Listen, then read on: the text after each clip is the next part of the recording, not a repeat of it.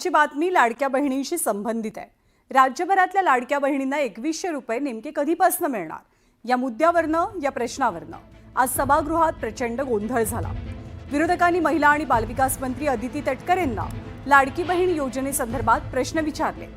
विरोधकांच्या प्रश्नांना उत्तर देताना अदिती तटकरेंची काहीशी कोंडी झाल्याचंही पाहायला मिळालं। लाडक्या बहिणींना 2100 रुपये कधीपासून मिळणार या प्रश्नावर त्यांनी मुख्यमंत्री आणि दोनही उपमुख्यमंत्री निर्णय घेतील असे सांगत वेळ मारून दिली। त्यानंतर अपेक्षित उत्तर न मिळाल्यामुळे विरोधकांनी सभात्याग केला।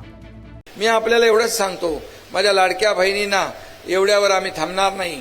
स्वतःच्या पायावर उभं करून या लाडक्या बहिणींना लखपती बनवल्याशिवाय हे महायुतीचं आपलं सरकार थांबणार नाही। हा एकनाथ शिंदेचा शब्द आहे आणि जे आम्ही बोललेलो आहे। पुन्हा मी सांगतो, मला पत्रकार विचारतात, तुम्ही 1500 रुपये सांगितले, तुम्ही 2100 रुपये सांगितले। मी त्यांना सांगितलं योग्य वेळी ते पण देणार, मागे हटणार नाही, शब्द फिरवणार नाही।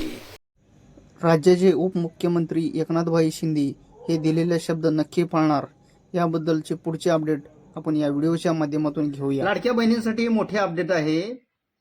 3 महिन्याचे 4500 रुपये थेट खात्यात जमा होणार। राज्यभरातील मुख्यमंत्री लाडकी बहीण योजनेच्या लाभार्थ्यांसाठी अत्यंत महत्त्वाची बातमी समोर आलेली आहे। ज्या महिलांचे गेल्या काही महिन्याचे हप्ते तांत्रिक कारणामुळे रखडले होते त्यांना आता दिलासा मिळणार असून नोव्हेंबर, डिसेंबर, जानेवारी अशा 3 महिन्याचे एकत्रित 4500 रुपये थेट बँक खात्यात जमा होणार।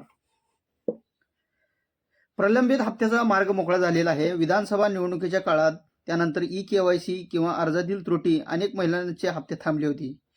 काही महिलांची तर तक्रार केली होती की प्रक्रिया पूर्ण होऊन पैसे जमा झालेले नाही।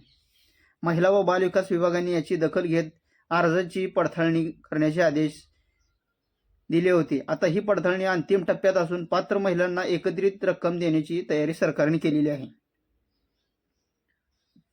आता हप्त्यामध्ये वाढही होणार आहे। नुकत्याच झालेल्या एका कार्यक्रमात बोलताना हसन मुश्रीफ यांनी या योजनेबाबत माहिती दिलेली आहे की सध्या या योजनेतून महिन्याला 1500 रुपये दिले जातात। मात्र महायुती सरकारने निवडणुकीपूर्वी आश्वासन दिलेला 2100 रुपये हप्ता करण्याची शक्यता वर्तवली जात आहे। अधिवेशनानंतर यावर अधिकृत शिक्कामार्फत होऊ शकतो। महत्त्वाचे मुद्दे काय आहेत? एकत्रित रक्कम ज्याचे हप्ते रखडलेले आहेत त्यांना 3 महिन्याचे मिळून 4500 रुपये मिळणार। पडताळणी प्रक्रिया महिलांची KYC करून पैसे आले नाही त्यांच्या घरी जाऊन पडताळणी करणार। बजेटमध्ये तरतूद करणार। तिजोरीवर ताण असला तरी लाडकी बहीण योजनेत निधी प्राधान्य दिला जाईल। ज्या महिलांना अद्याप आधार लिंक किंवा बँक खात्याची दुरुस्ती केलेली नाही त्यांनी आपले खाते DBT सक्रिय केल्याची खात्री करून घ्यावी, जेणेकरून प्रलंबित हप्ते मिळण्यास अडचण येणार नाही। लाडक्या बहिणींनो, व्हिडिओ कसा वाटला नक्की कमेंट करून सांगा। व्हिडिओ आवडल्यास लाईक करायला विसरू नका। चॅनल तुम्ही नवीन असाल तर आताच आपल्या चॅनल सबस्क्राईब करून ठेवा, जेणेकरून तुमच्यासाठी मी अशीच नवीन व्हिडिओची माहिती आणत राहील।